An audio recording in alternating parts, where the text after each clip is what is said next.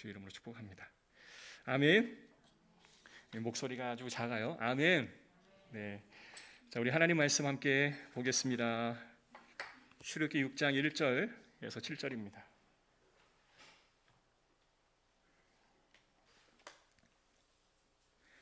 출애굽기 6장 1절에서 7절. 자, 찾으시면 아멘 할까요? 아멘. 여호와께서 모세에게 이르시되 이제 내가 바로에게 하는 일을 내가 보리라. 강한 손으로 말미암아 바로가 그들을 보내리라. 강한 손으로 말미암아 바로가 그들을 그의 땅에서 쫓아내리라. 하나님 모세에게 말씀하여 이르시되 나는 여호와이니라. 내가 아브라함과 이삭과 야곱에게 전능의 하나님으로 나타났으니 나의 이름을 여호와라는 그들에게 알리지 아니하였고 가나안 땅 곧 그들이 거류하는 땅을 그들에게 주기를 그들과 언약하였더니 이제 애굽 사람이 종으로 삼은 이스라엘 자손의 신음소리를 내가 듣고 나의 언약을 기억하노라. 그러므로 이스라엘 자손에게 말하기를 나는 여호와라. 내가 애굽 사람의 무거운 짐 밑에서 너희를 빼내어 그들의 편팔과 여러 큰 심판들로서 너희를 속량하여 너희를 함께 있습니다. 너희를 내 백성으로 삼고 나는 너희의 하나님이 되리니 나는 애굽 사람의 무거운 짐 밑에서 너희를 빼낸 너희의 하나님 여호와인 줄 너희가 알리라. 아멘. 필리핀에서 선교 일을 하시는 그러한 선교사님이 연로하셔서 이제 후임에게 그 선교의 모든 일을 이제 맡겨 주셔야 할 때가 됐습니다. 그래서 한국에서 선교 단체에서 선교사를 파송하게 되었습니다. 근데 막상 연로하신 할아버지 선교사님이 그만두고 이제 새로운 선교사님이 오신다고 하니까 이 필리핀의 부족의 이 학생들과 이 젊은 친구들이 굉장히 기대가 컸어요. 그런데 이 선교사님이 오신다라는 이야기를 듣고 이제 이 부족 처녀들이 굉장히 마음이 설레었던 것은 한국이라고 하는 땅이 뭐 BTS라든지 뭐 동방신기라든지 뭐 이러한 한류의 스타들이 많이 있는 그런 나라 아닙니까? 그래서 젊은 선교사님이 온다니까 꼭 그와 같은 멋진 분이 오실 것 같다라고 하는 생각을 갖게 되었던 거죠. 근데 막상 이 선교사님 외모가 그렇게 뛰어나지 않았어요. 그냥 동네 아저씨처럼 그냥 수수하게 생겼고 또 수염까지 길렀으니 어찌 보면 좀 산적 같기도 하고 이제 그런 모습이었습니다. 근데 막상 선교지에 와 보니까 이 필리핀의 부족 이 학생들이 굉장히 실망을 한 거예요. 그래서 이렇게 와서 용기를 내어서 묻습니다. 선교사님 혹시 BTS 알아요? 혹시 동방신기 알아요? 알지. 그런데 왜 이렇게 달라요? 이렇게 이야기를 하는 거예요. 한국은 단일 민족 아니죠? 이렇게 이야기한 거예요. 아니야, 한민족은 단일 민족이야. 이상하다. 고개를 갸우뚱갸우뚱합니다. 한 몇 주 만에 이 학생이 이제 다시 선교사님 앞에 와서 선교사님, 이제 내가 비밀을 알았어요. 선교사님은 그 싸이와 같은 종족이시죠? 라고 이야기를 한 거예요. 그 학생이 보기에는 이 싸이가 이제 닮았다라고 보는 거죠. 그런데 아무리 선교사님이 나는 한민족이다, 나는 한국에서 태어났고 한국의 전통을 가진 한국 사람이다 라고 말해도 이 상대방이 믿어주지 않으면 어쩔 도리가 없는 것입니다. 내가 이것은 이것이다 라고 말하고 이것이 옳다 라고 가르쳐도 상대가 그걸 받아들이지 않으면 어쩔 수 없는 거예요. 그래서 성인 교육이라고 하는 게 참 힘든 겁니다. 어린아이는 알아듣지 못하게 되면 때려서라도 가르치죠. 그러나 성인들은 그게 안 되는 거예요. 본인이 판단하고 본인이 해석해서 본인이 받아들여야 하기 때문에 그만큼 성인 교육이 힘들다라고 말씀들을 하십니다. 왜 제가 이 말씀을 드리냐면 오늘 이스라엘 백성과 하나님의 사이에도 이와 같은 일들이 일어났다는 것이죠. 내가 너희의 여호와고 너희의 조상의 하나님이고 아브라함의 하나님이다 라고 말해도 아무리 설명을 해도 이스라엘 백성들은 듣지를 못하고 믿지를 못하는 겁니다.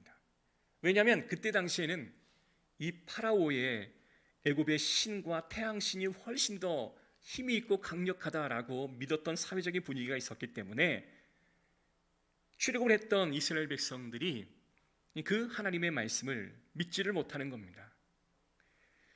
먼저 출애굽의 시작은 모세가 하나님을 만남으로 시작되어집니다.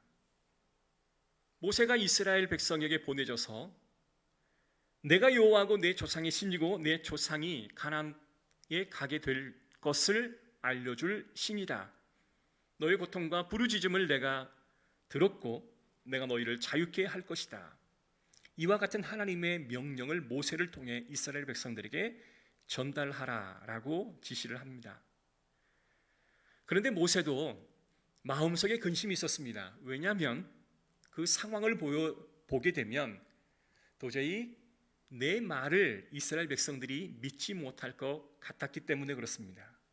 그래서 하나님은 그들에게 모세에게 세 가지 기적을 보여주면서 이제 믿겠느냐? 내가 하나님을 믿겠느냐? 그래요, 믿습니다. 그러면 그 믿음을 가지고 이스라엘 백성들에게 가서 담대히 전하라 라고 말합니다. 그래서 모세는 그 세 가지 기적의 증표를 가슴에 안고 백성들에게 전합니다.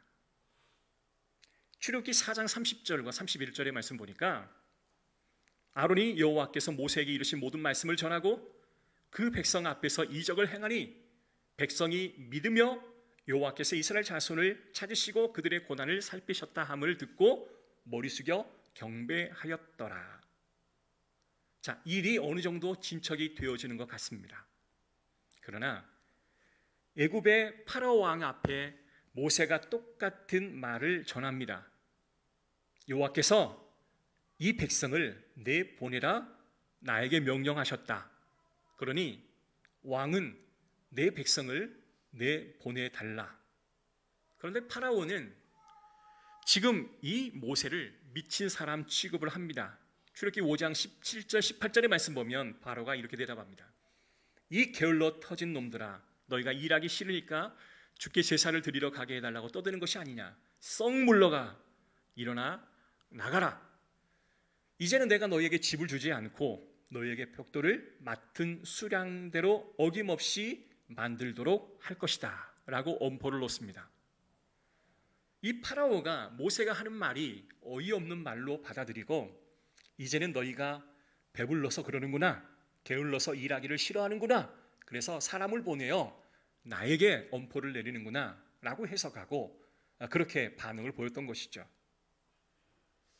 이스라엘 백성들이 내가 너의 여호와야 라고 말할 때는 믿는 것처럼 보였습니다. 그러나 결국은 상황이 그렇게 돌아가지 않고 오히려 내가 살고 있는 그 현장의 어려움보다 훨씬 그 어려움이 가중되니까 자신이 이전에 모세를 통해 들었던 말은 이미 사라져 없어져 버리고 이제 그 상황을 통제하고 있는 이 바로의 말에 억눌려 원망하게 되는 것입니다. 그래서 출애굽기 5장 9절의 말씀 보면 모세가 이와 같이 이스라엘 자손에게 전하나 그들의 마음의 상황과 가혹한 노력으로 말미암아 모세의 말을 듣지 아니하였더라. 결론은 노력으로 말미암아 듣지 않았다라는 거예요. 그러니까 내가 여호와다라는 이 말을 잠시 믿는 것처럼 보였지만 가혹한 어떤 환경이 주어지자 그 말이 더 이상 들려오지 않았다라는 거예요. 안 들려왔겠습니까? 들려왔죠. 그러나 그것이 가슴속에 와닿지를 않았다라는 겁니다. 그런데 눈여겨볼 말씀은 출애굽기의 전반적인 말씀을 쭉 살펴보면 반복되는 단어가 굉장히 많이 등장합니다. 그 단어는 나는 여호와야 라는 단어예요. 자, 6장 2절에 있는 말씀 보면 나는 여호와다. 6절에 보면 후반절에 나는 여호와다. 7절에 여호와인 줄 너희가 알지라. 8절에도 나는 여호와라 하셨다 하라. 나는 여호와다라는 말을 계속적으로 하나님이 반복하여 이야기하고 있습니다. 29절의 말씀 보면 나는 여호와라. 자, 6장에서 5번이나 이렇게 나는 여호와라 라고 말하고 있습니다. 자, 왜 하나님이 이렇게 많이 반복해서 이 단어를 사용할까요? 듣지를 않기 때문에 그래요. 말을 하였으나 듣지를 않기 때문에 그걸 자주 반복할 방법밖에 없었던 것입니다. 여러분, 백성만 답답한 걸까요? 아니에요. 모세도 사실은 답답하였습니다. 그가 하나님을 처음 만나고 너를 선두로 하여 내가 애굽 백성 앞에서 이스라엘 백성들을 탈출하게 하여 구해내겠다. 그런데 모세는 하나님, 내가 이 말을 그들에게 전해도 그들은 믿지 않을 것입니다. 그래서 3가지 기적을 보여주신 거예요. 그러니까 모세가 처음부터 준비된 자가 아니라 그도 하나님이 여호와다라는 사실을 그냥 어느 정도 개념적으로는 알았지만 그것을 마음속에 가져오지는 못했던 거예요. 근데 기적을 보여주니까 이제 알겠습니다. 이 기적의 힘으로 내가 나가서 전하겠습니다 라고 말하는 겁니다. 그리고 모세는 그렇게 나아가면서도 나는 입이 뻣뻣하고 혀가 둔한 자입니다 라고 말하고 그에게 또 다른 사람을 붙여줄 것을 기대하는 거죠. 여러분, 하나님이 답답하실 때마다 백성들과 모세에게 꼭 하시는 말씀이 뭐냐면 나는 여호와다 라는 이 말씀이에요. 여러분, 모세에게, 백성들에게 나는 여호와라는 이 말씀을 계속적으로 반복적으로 할 만큼 그 출애굽의 상황이 그렇게 좋은 상황이 아니었던 것입니다. 왜 하나님은 이 모든 만물을 창조해 놓고도 내가 창조주 하나님이고 나는 너희의 하나님이고 나는 너의 아버지라는 사실을 이렇게 강조해서 이야기를 해야 되는 걸까요? 내가 여호와다. 애굽과 백성들과 그리고 이 파라오 왕과 모세에게 동일하게 이야기하신 하나님. 7장 5절에 있는 말씀 보면 내가 내 손을 애굽 위에 펴서 이스라엘 자손을 그 땅에서 인도하여 낼 때에야 애굽 사람이 나를 여호와인 줄을 알리라 하시매. 또 17절도 8장 21절도 10장 2절도 내가 여호와인 줄을 알리라 라고 또한 반복합니다. 여러분, 하나님이 가졌던 마음의 중심은 세상이 내가 참 신임을 알기를 바랬던 것입니다. 그래서 이와 같은 말을 반복적으로 하고 있는 것이죠. 그러면 이와 같은 하나님의 간절한 마음대로 백성들은 여호와 하나님이 참 하나님이고 참 신임을 마음속 깊이 새기게 되었을까요? 우리가 알다시피 그들은 금송아지를 만들어 놓고 거기에 절을 합니다.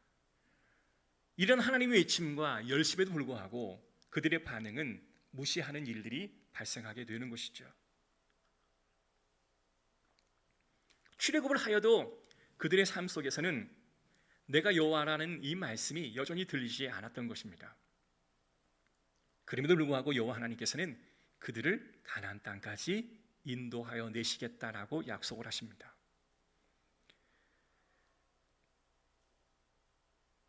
여러분, 외치고 외치는데 안 들려요. 그러면 결국 이 일로 말미암아 어떤 일이 벌어지냐면 그들은 광야에서 40년을 유린하며 방황하게 됩니다.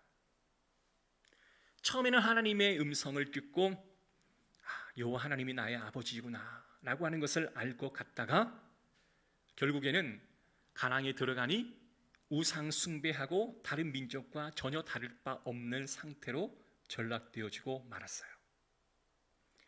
왜 하나님께서는 그토록 가나안 땅에서의 삶을 이스라엘 백성들에게 기대하셨을까요? 레위기의 말씀의 전체적인 핵심이 이제 너희가 가나안 땅에 들어가게 될 텐데 그 땅에 들어가면 너희는 이렇게 살아야 한다라고 하는 것을 가리키는 것이 레위기예요. 그래서 레위기를 받는 백성들의 그 위치는 출애굽하여 광야에 머무는 그 백성들이에요. 그래서 이전의 것도 다 버릴 뿐만 아니라 들어가서도 경험하게 될 모든 것들을 너희는 경험하지 말고 그걸 반응하지 말고 내쫓아라. 가나안 땅에 들어가 에덴 동산에서 아담과 하와가 깨트려 놓았던 아름다운 믿음의 공동체의 그 원형이 다시금 회복되어지기를 하나님 기대하여 그토록 가나안 땅에 모든 포커싱을 맞추었던 것입니다. 그런데 하나님의 기대는 이루어졌나요? 그들이 가나안 땅에 들어가 그들의 우상과 함께 혼음하고 간음하는 일들이 벌어짐으로 말미암아 지도자부터 백성에 이르기까지 온통 타락하는 일들을 바라보게 되었습니다. 북이스라엘의 위정자들은 가나안 사람들의 힘없는 사람들의 물질을 약탈하고, 위정자들은 외국의 강대국의 신들을 수입하고 그 신을 앞에 세워놓고 이분이 우리를 다스려 줄 신이다라고 공공연하게 외치는 일들이 자영되어지고 있었습니다. 실제로 예레미야 16장 21절에 보면 여호와께서 가라사대 보라 이번에 그들에게 내 손과 내 능을 알려줌으로써 그들로 내 이름이 여호와인 줄을 알게 하리라. 여러분, 내가 여호와인 줄을 알게 하리라 라는 이 말씀이 예레미야에도 또 한 번 등장하는 거예요. 그러니까 이 출애굽의 상황이 하나님 보시기에 너무 답답한 겁니다. 좀 나아졌다라고 하면서 다시 돌아가고, 좀 나아질 것 같은데 다시 원점으로 돌아가는 그러한 삶이 계속 반복되어지는 거예요. 여러분, 자녀를 키울 때 야단치고 훈계함이 좀 바뀌는 것 같다가 다시 그 원위치로 돌아오는 자녀를 바라볼 때 부모의 답답함이 얼마하겠습니까? 처음 할 때는 괜찮아요. 가르치면 된다라고 생각했기 때문에요. 그런데 두 번째, 세 번째 그게 반복되어지면 이제 포기하게 되죠. 그런데 참 놀라운 건 하나님이 그러한 이스라엘 백성들에게 대해서 포기하지 않으신다는 거예요. 이게 하나님이 우리 사람과 또 다른 열심과 사랑인 것 같습니다. 그래서 이 여호와 하나님은 하나님이고 나는 너의 아버지다, 이 말씀이 가장 정점에 다다랐던 것이 바로 에스겔서에 나와 있습니다. 에스겔서는 무려 58번이나 나는 여호와다라는 이 말씀이 반복되어 있어요. 여러분, 에스겔서의 시대적인 배경이 어떻습니까? 이 바벨론 포로로 끌려가는 그런 상황에 2차 포로로 끌려갔던 사람이 에스겔입니다. 에스겔 선지자가 외치는 것은 남유다가 이제 멸망한 것은 하나님께서 나는 여호와라 이 말씀을 너희가 믿지 않고 듣지 않았기 때문에, 이전에는 말로 했지만 말을 듣지 않으니 이전에 내가 회초리를 들어 너희를 치겠노라 라고 했던 것이 바로 바벨론이라고 하는 회초리다. 그러니 너희는 하나님이 이 회초리를 들은 것을 알고 회초리를 기꺼이 맞으라. 그런데도 그 순간에도 그들은 애굽의 위정자들을 기웃기웃하며 그들이 나를 도와줄 거라고 생각을 했던 거죠. 그 앞에 하나님께서는 뭐라고 말씀하시냐면 내가 애굽을 다 흩어버리겠다. 바벨론 포로로 끌려가는 그들에게 애굽을 흩트겠다라고 하는 것은 네가 의지하고 붙들고 있는 모든 것을 내가 끊겠다. 그러면 그때서야 네가 나를 보지 않겠니? 네가 의지하고 있는 것을 내가 다 끊어놓겠다. 그때서야 네가 나를 바라보지 않겠니? 네가 도망가고 탈출하고자 하는 모든 통로를 내가 다 막아놓겠다. 세상에 도움이 막히는 그 순간, 그때 네가 나를 바라보지 않겠니? 그때서야 네가 내 소리를 듣지 않겠니? 이게 하나님의 마음이에요.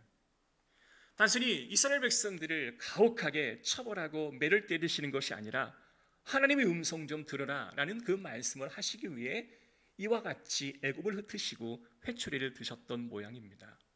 여러분, 우리의 모습도 동일합니다. 교회에서 예배를 드리다 보면 하나님이 나의 아버지고 하나님이 나의 전능하신 창조주임을 믿는다가도 일단 세상에 나아가 보면 하나님이 나의 아버지라고 하는 그 삶의 모습이 잘 나타나지는 않아요. 이런 이야기가 있습니다. 아버지와 아들이 한 집에 살고 있었는데요, 유독 아버지와 아들이 관계가 좋지가 않아요. 보통 어린 아이들이 말을 듣지 않으면 됐지 하고 나서 하면 아이가 엄마 말을 잘 듣거든요. 근데 아이들이 중고등부가 되고 고등부가 되고 이제 청년이 되어지면 훈육의 방식이 달라져야 합니다. 제약했던 자유를 아주 소폭으로 줄이고 그에게 자유를 많이 주어야 하지만 그 자유가 방종이 되지 않도록 철저하게 점검하는 것은 부모의 책임입니다. 근데 그때도 어린아이 다루듯이 해초리를 든다면 이제 자녀가 어떻게 합니까? 아버지, 지금 뭐 하시는 겁니까? 지금 설마 저를 때리시려고 하는 겁니까? 손을 꽉 잡아요. 그러니까 안 되잖아요. 그러다 보니 관계가 안 좋아지는 거죠. 그래서 너무 이제 관계가 안 좋아지다 보니까 아버지도 고민이 많고 이 아들도 고민이 많은 거예요. 밤에 잠을 이루지 못하고 이제 거실에 커피를 마시러 나오고, 아들도 뒤척거리다가 간밤에 아버지랑 싸웠던 것이 마음에 남아 이제 잠을 이루지 못하고 거실에 나와 뭘 하나 마시려고 나옵니다. 근데 아버지와 아들이 거기에 딱 만나는 거예요. 못하러 나왔어? 잠 안 자? 근데 그 눈빛을 보니까 왠지 내가 미안하다라는 그런 느낌을 받는 거예요. 아빠가 지난 간밤에 좀 너무했지? 미안해 아들. 아니 아버지, 제가 잘못한 것 같아요. 미안해요. 다시는 안 그럴게요. 이렇게 극적인 화해가 됐습니다. 그래서 편안한 잠을 잤습니다. 그 다음날 아침에 이제 일어나서 같이 식사를 하는 가운데 아버지가 이렇게 말합니다. 아들아, 전에 우리 가족이 함께 여행 갔을 때 호숫가에서 그 초록색 보트를 타고 놀았던 거 기억나니? 아유 아버지, 참 나이를 늦추다 보니 기억력이 이렇게 쇠퇴하셨어요. 초록색 보트가 아니라 하늘색 보트였어요. 야, 이 녀석아, 내가 아무리 나이가 들어도 그건 정확히 기억해. 초록색 보트야. 아니라니까요 아버지. 아버지는 꼭 그렇게 우겨요. 됐어 임마, 너하고 말 안 해. 그리고 또 관계가 깨져버리고 말았습니다. 뭘 의미하는 걸까요? 근원적인 것들이 해결이 되지 않으면 이와 같은 것들이 계속 반복되어지는 거죠. 하나님과도 마찬가지입니다. 하나님의 음성을 듣지 않고 순간순간 어떠한 일을 우리가 처리하고 넘어가다라는 이 상황을 우리가 접하게 되면 근원적으로 하나님의 음성 듣는 훈련들이 잘 되어지지 않기 때문에 하나님 마음을 잘 읽어낼 수가 없다라는 겁니다. 사랑하는 성도 여러분, 우리가 가난해도, 우리가 힘들어도, 몸이 좀 아파도, 사업이 잘 되지 않아도 하나님은 나의 아버지이고 나는 여호와라, 이 음성이 정확히 들려진다면 저는 그분에게는 참다운 소망이 있다라고 믿습니다. 내가 여호와고 내가 살아있어, 이 음성을 정확히 듣는 성도라고 한다면 정말 그 성도는 하나님의 큰 축복을 받은 성도입니다. 왜냐하면 지금은 결코 어렵지만 그의 이후는 창대해야 할 것이 분명하기 때문에 그렇습니다. 오늘 개업 예배를 하는 우리 이왕훈 집사님, 김동규 집사님, 많은 분들이 개업 예배를 하게 되면 어떤 설교를 하냐면 네가 시작은 미약하였으나 끝은 창대하리라, 이런 메시지를 많이 주죠. 왜 그럴까요? 지금은 시작은 미약하였으나 끝은 창대할 거라고 하는 거죠. 그러나 그런 설교보다는 오히려 하나님이 너를 세상 가운데 보내었노라, 그 지역 가운데 보내었노라 라는 설교가 더 어울리지 않을까요? 사랑하는 성도 여러분, 하나님이 여러분에게 창대하게 하는 것 자체가 하나님의 꿈꾸시는 목적이 아니라 여러분을 통해 보냄을 받은 그곳에서 등불이 되고 빛이 되고 꽃이 되어지는 그런 일들을 하나님은 바라보고 계실 줄로 믿습니다. 아무리 말해도 백성들이 듣지 않으니 이제 하나님은 그의 아들을 백성들 가운데 보내셨습니다. 왜요? 듣지 않기 때문에 그렇죠. 예수님이 이 땅에 오셔서 소경과 벙어리를 고치신 사건도 사실은 상징적인 의미가 있지만 그 의미가 그 안에 담겨 있습니다. 보지 못하고 듣지 못하는 백성들의 눈과 귀를 고치심으로 이제는 들어라, 이제는 봐라 라고 말씀하시는 것만 같습니다. 그런데 그들 가운데 오신 예수 그리스도를 처음에는 받아들이는 것 같았지만 이윽고 그들은 하나님의 음성을 듣지 못한 용거로 예수 그리스도를 십자가에 못 박혀 죽게 하였습니다. 그 죽음으로 사형리에 나와 있는 말씀처럼 온 인류에게 구원이 선포되었습니다. 그러나 그 이후에도 백성들은 그것을 알지 못하고 타락하고 또한 떠나고 자신의 사명의 길을 알지 못했습니다. 이제 혼을 내야 하는 것이 아니라 이제는 하나님의 방식을 완전히 바꾸셨습니다. 뭐라고 말씀하십니까? 에스겔 37장 6절의 말씀 보면 너희 이외에 힘줄을 두고 살을 입히고 가죽을 덮어 너희 속에 생기를 두리라. 너희가 살리라. 또 나를 여호와인 줄을 알리라. 무슨 말이냐면 이미 죽어버린 너희, 예수 그리스도를 너희 가운데 보내서 구원을 허락해 주셨는데도 불구하고 여전히 하나님의 음성을 듣지 못한 너희에게 생기를 주고 생명을 주어 결국은 들리게 하겠다. 이 말씀은 내가 너희에게 믿는 믿음도 주시겠다라고 하는 거예요. 이 자리는 들어라 믿어라 이거였지만 아무리 해도 안 되니 이제는 너희에게 성령을 보내주어 그 성령으로 말미암아 너희가 듣게끔 내가 만들겠다라고 하는 거예요. 사랑하는 성도 여러분, 결국은 들을 수밖에 없는 상황으로 몰고 가시는 하나님의 열심, 이게 바로 하나님의 사랑, 그 하나님의 마음의 중심임을 우리는 알아야 하는 것입니다. 예레미야 24장 7절의 말씀 보면 내가 여호와인 줄을 아는 마음을 그들에게 주어서 그들로 전심으로 돌아오게 하리니 그들이 내 백성이 되겠고 나는 그들의 하나님이 되리라. 여러분, 하나님은 내가 여호와인 줄을 아는 마음을 그들에게 주시겠다라고 말씀을 하였습니다. 여러분, 이 정도의 사랑이라고 한다면 여러분 보통 사랑이 아니지 않습니까? 구약에서 신약까지 이루어지는 나는 여호와라 라는 이 말씀에 그 담겨있는 하나님의 열심과 사랑을 이제 우리는 봐야 하는 것입니다. 사랑하는 성도 여러분, 이제 이 음성을 들읍시다. 그리고 하나님의 음성에 반응합시다. 내가 너희를 사랑해. 내가 너희를 포기하지 않을 거야. 내가 너희를 그저 홀로 내버려 두지 않을 거야. 이런 음성을 듣기를 간절히 소원합니다. 사람이 죽으면 웬만하면 그 사람을 부검을 합니다. 왜냐하면 사의를 밝혀야 하기 때문에 그렇죠. 죽은 자의 시체를 부검하는 것은 굉장히 어려운 일 같습니다.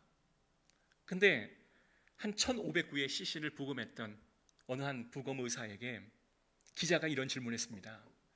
당신이 평생 이와 같은 일을 하셔서 많은 죽음의 원인을 밝혀내셨는데요, 가장 기억에 남는 어떤 사건이 있으십니까? 라고 질문을 하자 내가 수없이 많은 시신을 부검을 했지만 가장 내 마음을 아프게 했던 사건은 의정부의 화재 사건이었습니다.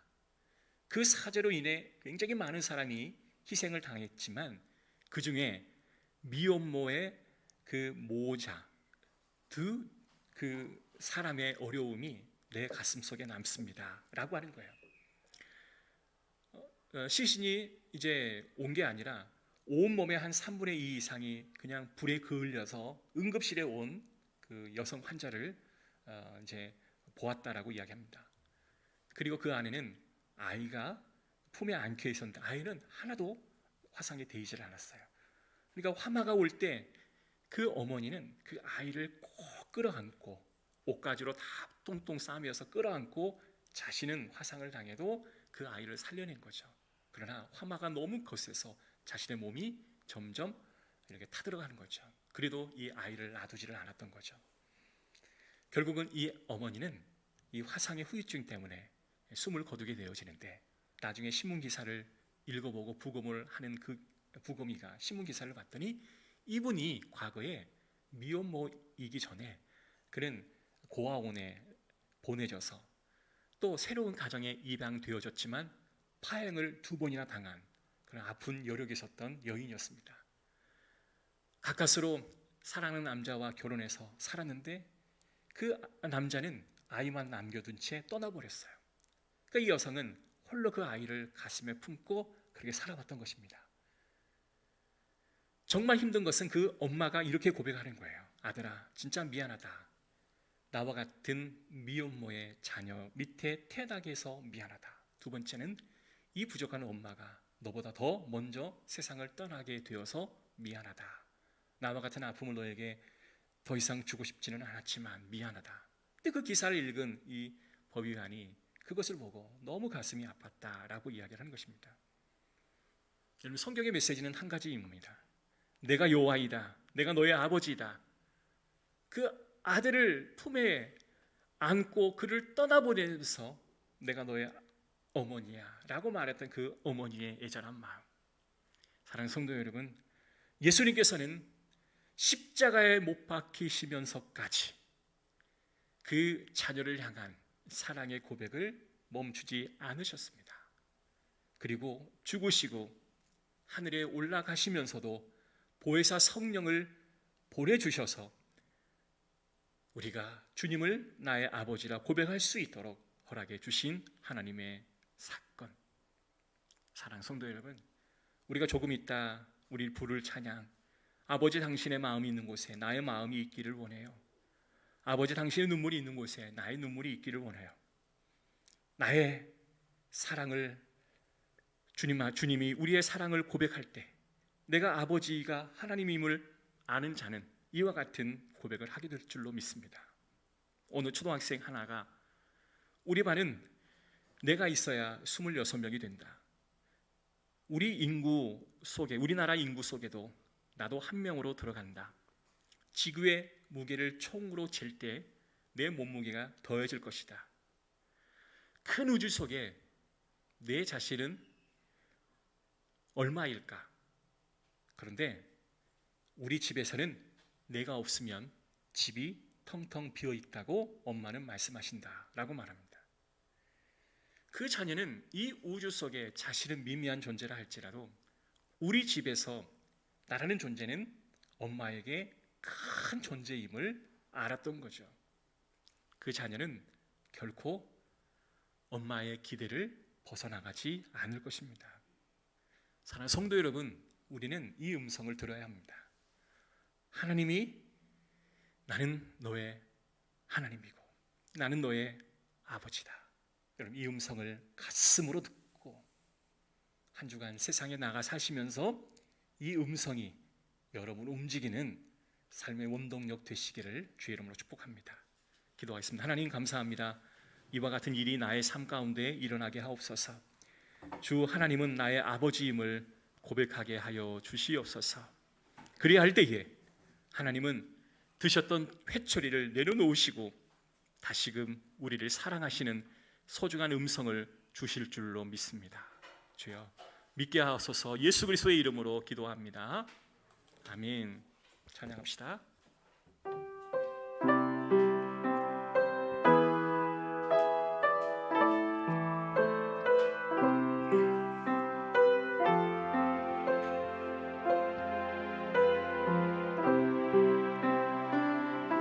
아버지 당신의 마음이 있는 곳에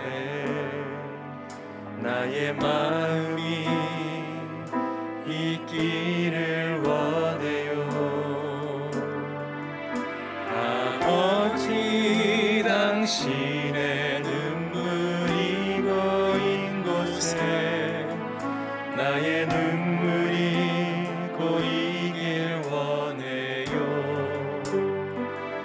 아버지 당신을 바라보는 영혼에게 나의 두 눈이 향하길 원해요. 아버지 당신이 울고 있는 어린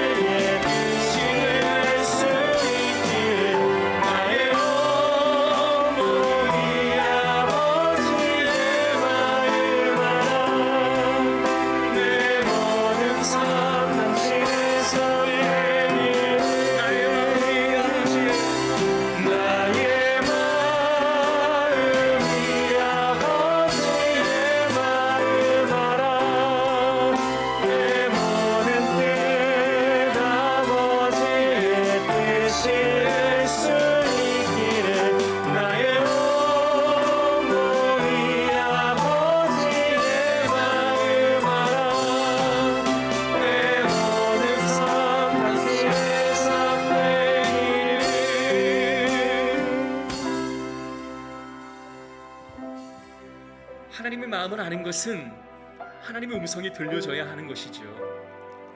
하나님의 음성이 들려지지 않는데 어떻게 하나님 마음을 아시겠습니까? 하나님, 이제는 내가 여호와임을 네가 알라. 이 음성 가슴으로 듣게 하옵소서. 그리하여 이제는 주님이 나의 아버지임을 고백하며 세상을 의지하지 않게 하옵소서. 오직 주님만을 바라보게 하옵소서. 주님을 바라보는 길이 때론 어둡고 멀고 험하고 안 되는 것 같아 보이지만 결국은 하나님이 일하심을 체험할 때 그때가 우리가 능력 있는 자가 되어줄 수 있습니다. 내 힘과 내 방법으로 해서 성취되어진다면 오히려 우리는 더 교만해질 것이요, 오히려 그것이 성취되어진다면 오히려 그에게 신앙의 큰 해가 되어질 것이 분명하오니 이제는 내가 여호와 하나님 한 분만을 바라보고 의지하고 이를 이루어 주시는 하나님을 체험할 때 더 겸손하게 주님 앞에 나아가는 내 자신을 희망하기를 원하오니 주여, 주의 음성을 듣게 하소서. 이제는 내가 아버지고 여호와임을 내 귀로 내 가슴으로 듣게 하여 주시옵소서. 우리 다 같이 통서로 기도하겠습니다. 주여, 우리가 주님 앞에 외칩니다. 하나님, 주님의 음성이 내 귓가에 들려오게 하옵소서.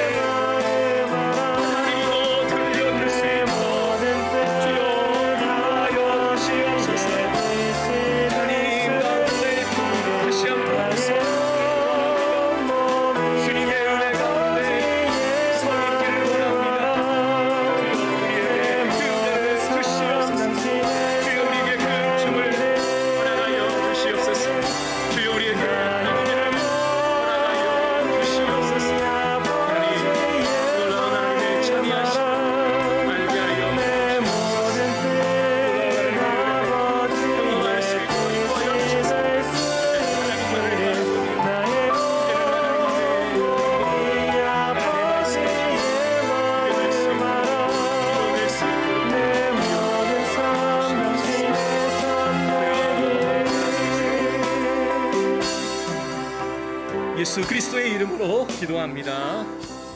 아멘. 우리 다 같이 자리에 일어나셔서 서로를 축복하겠습니다. 한 주간도 승리하십시오.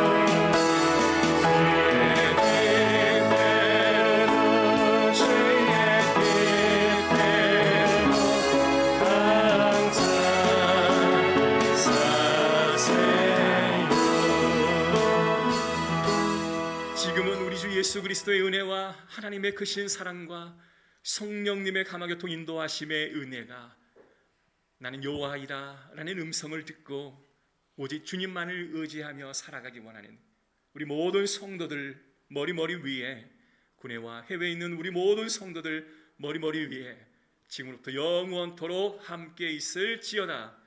아멘.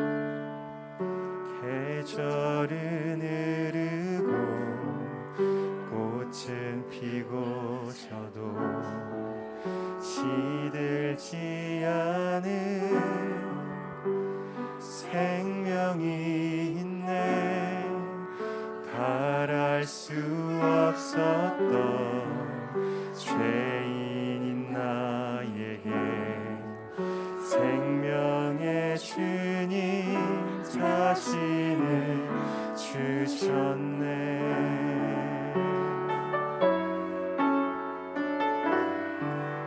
계절은 흐르고 꽃은 피고 저도 시들지 않은 생명이 있네.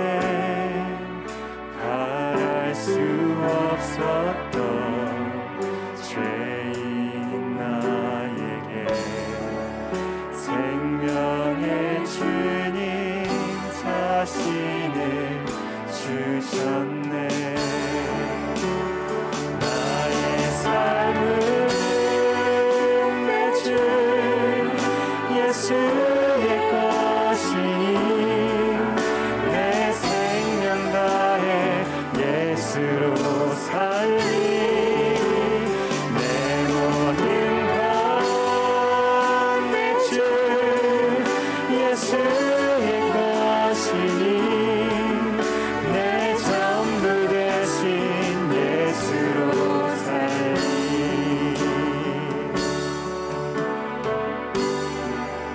바람은 스치는 삶은 지나가도 꺼지지 않은 소망이 있네. 그 길을 떠나서 헤매는 자들이 주를 찾도록 나 살기 원하네.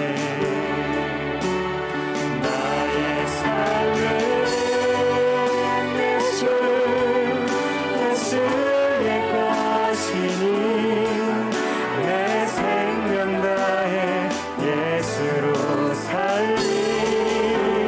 내 모든 것 내 주 예수의 것이니 내 전부 되신 예수로 살리. 그런즉 이제는 나 산 것 아니요 내 안에 주께서 사시는 것이라. 그런즉 이제는 나 산 것 아니요 내 안에 주께서 사시는 것이라.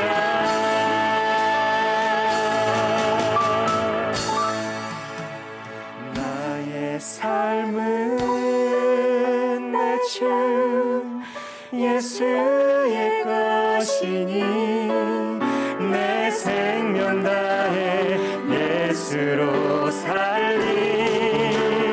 내 모든 것 내 주 예수의 것이니 내 전부 되신 예수로 살리.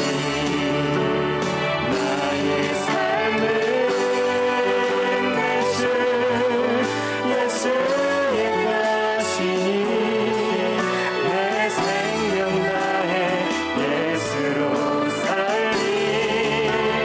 내 모든 것 내 주 예수의 것이니 내 전부 되신 예수로 살리. 내 전부 되신 예수로 살리.